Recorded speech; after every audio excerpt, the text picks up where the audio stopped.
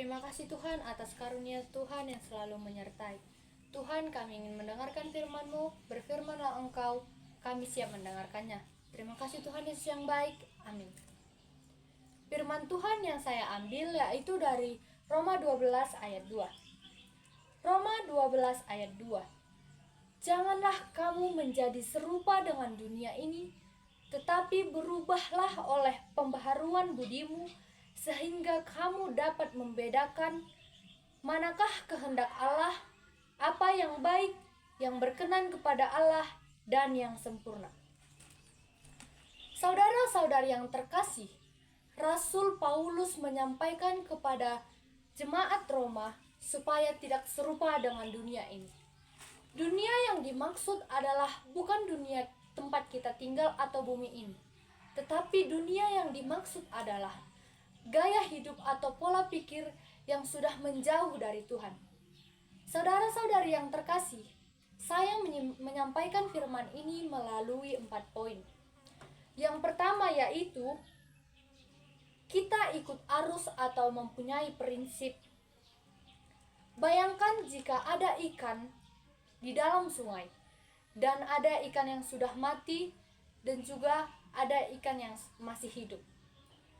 Ikan yang sudah mati akan terbawa arus dan tidak tahu kemana arahnya. Tetapi jika ikan yang hidup akan dapat melawan arus tersebut dan dapat selalu bertahan hidup. Pertanyaannya adalah, kita ikan yang hidup atau ikan yang mati? Dunia mempunyai arus sendiri. Semua orang pamer, kita ikut pamer. Semua orang berkata kasar, kita ikut kasar. Semua orang kompromi, kita ikut kompromi. Firman Tuhan berkata, janganlah serupa dengan dunia ini. Artinya, kita tidak boleh kehilangan identitas kita hanya untuk dapat diterima oleh orang lain. Anak Tuhan bukan dipanggil untuk ikut-ikutan, tetapi anak Tuhan dipanggil untuk menjadi terang dimanapun kita berada. Saudara-saudara yang terkasih, yang kedua yaitu adalah perubahan dimulai dari pikiran. Paulus tidak berkata, ubahlah bajumu, tetapi Paulus berkata, perbaharuilah budimu. Kenapa semuanya dimulai dari pikiran? Karena pikiran kita menentukan sikap, sikap kita menentukan tindakan, dan tindakan kita menentukan masa depan. Kalau isi pikiran kita hanyalah dendam, iri hati, hawa nafsu, hidup kita juga akan kacau.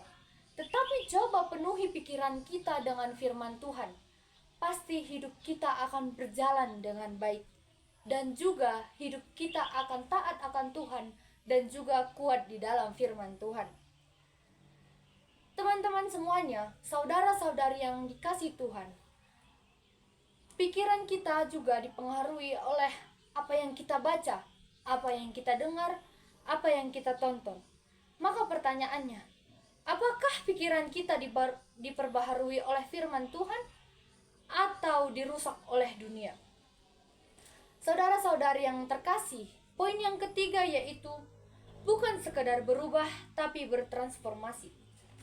Kata berubah di sini yaitu berarti bertransformasi nyata, di mana semua perubahan yang sudah kita lakukan harus memiliki bukti yang sangat nyata sesuai dengan kehendak firman Tuhan.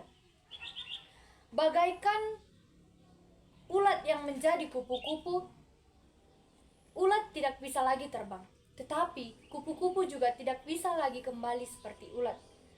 Artinya, kalau Tuhan sudah mengubah hidup kita menjadi lebih baik, jangan kembali ke kebiasaan lama, yang mungkin kebiasaan lama itu sangatlah buruk. Banyak orang yang sangat perlu berkat Tuhan, yang sangat kepingin sekali mendapatkan firman Tuhan atau berkat Tuhan, tetapi tidak mau berubah. Padahal perubahan itu menuju pintu kehendak Tuhan.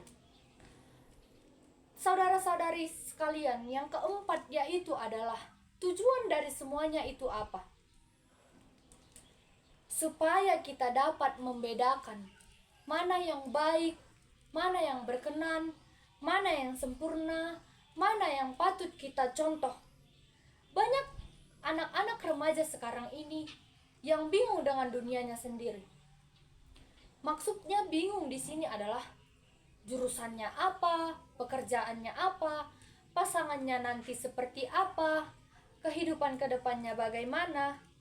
Tetapi saudara-saudari yang terkasih harus tahu, rahasia untuk menemukan semuanya itu pertama-tama bukan untuk mencari jawaban dari semua itu, tetapi yang harus kita lakukan adalah mau berubah, mau diperbaharui di dalam Tuhan, mau mendengarkan firman Tuhan, mau ikut dengan kehendak Tuhan, supaya hidup kita menjadi lebih baik dan tidak serupa dengan dunia ini.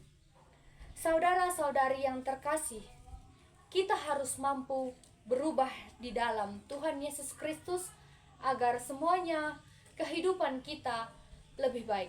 Dan percayalah, karena Tuhan sudah merancangkan segala yang terbaik untuk kita.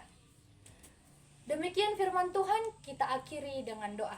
Kita bersatu di dalam doa. Tuhan Yesus yang baik, terima kasih Tuhan karena firman-Mu telah sampai kepada kami semuanya.